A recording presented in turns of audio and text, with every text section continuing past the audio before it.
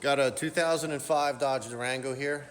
Customer complaint on this thing is not cranking at all.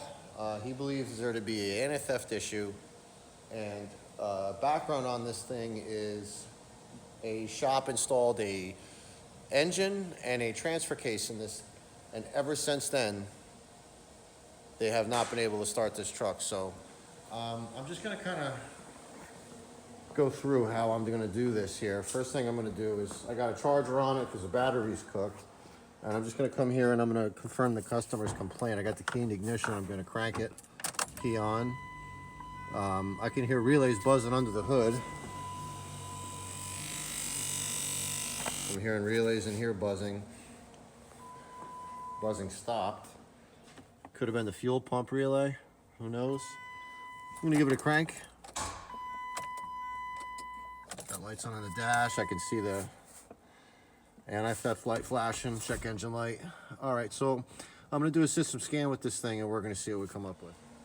All right, I got the virus hooked up, and I'm just going through every module in the car, doing the system scan. And here we got a few different codes here.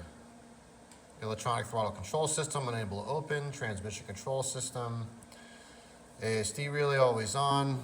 Brake system voltage low. Here we got low comm, no comm. And this is in the airbag module. We got the central gateway, battery voltage high, battery voltage low. AC pressure here we got. Battery voltage low, battery voltage low. Yeah, codes, HVAC. Heated seat module has codes in there for battery voltage high. This is all stuff that needs to be noted. Battery voltage high, battery voltage low in the OCM. Radio. The trend we see here is a voltage issue and the invalid key. So I'm not necessarily worried about the low voltage. I'm not necessarily worried about the key issue as of yet. But first thing I want to do is I want to go into the engine computer. And I also want to double check the codes because they might differ just in case. All right, and they seem to be the same. So I'm going to come back out now. And I'm going to go into data. And I'm just going to start with engine.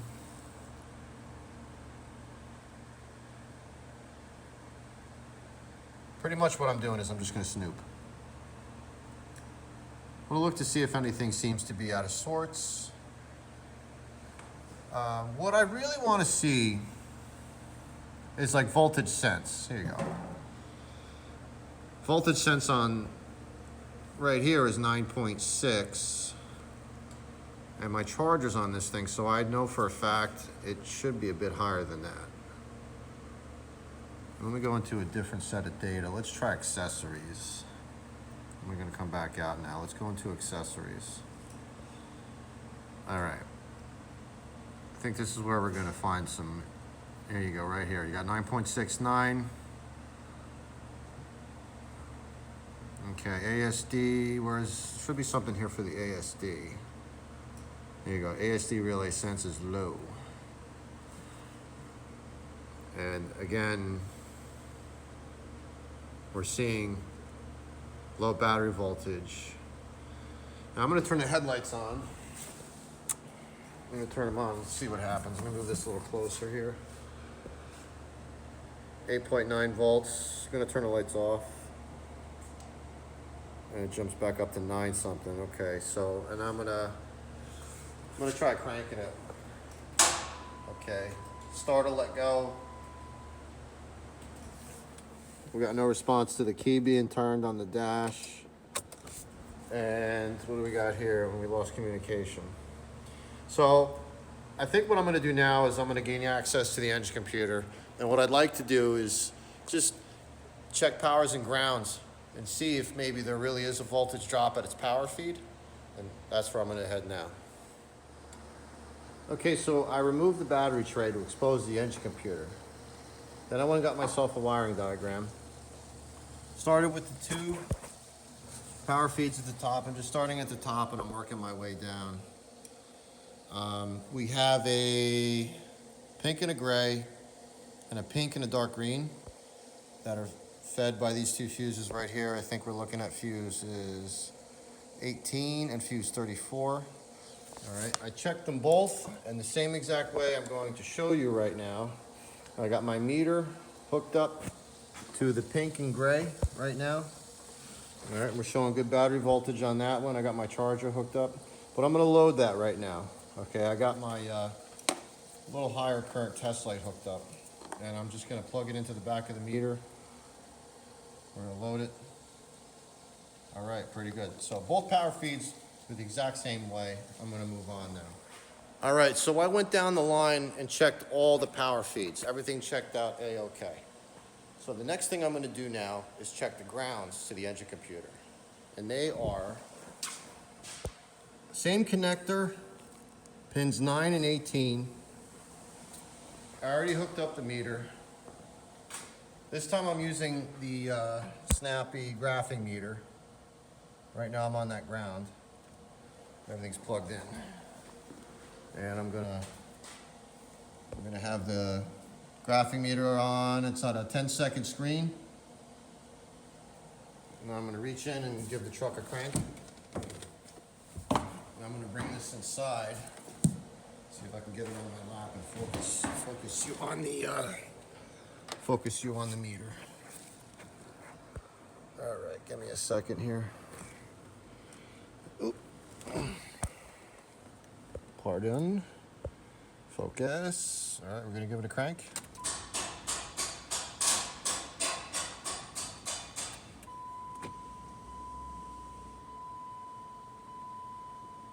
.8 volts. I'll give it another crank. Whoop. Now we have 8.8 volts. That right there, without question, is a bad ground. I'm doing a ground-to-ground voltage drop test. The ground connection on my scope, on my meter rather, is hooked up to the negative battery terminal. The other one's hooked up to the battery negative, or ground, if you will, at the engine computer. Fan just kicked on.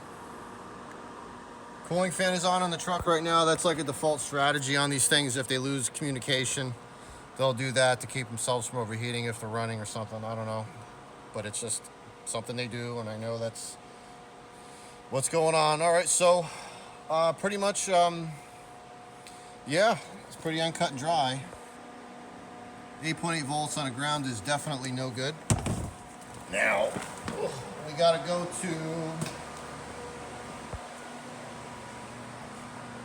to G100. I'm gonna find out where that is, and we're gonna take a look. All right, so I spent, in my opinion, way too much time trying to figure out where this G100 is located.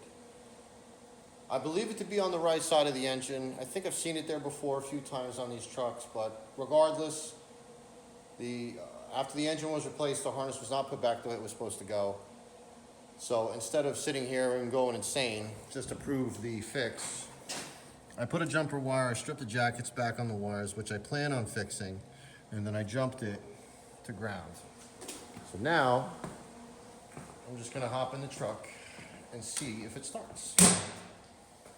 All right, got the key in the ignition, key on, engine off, cranking.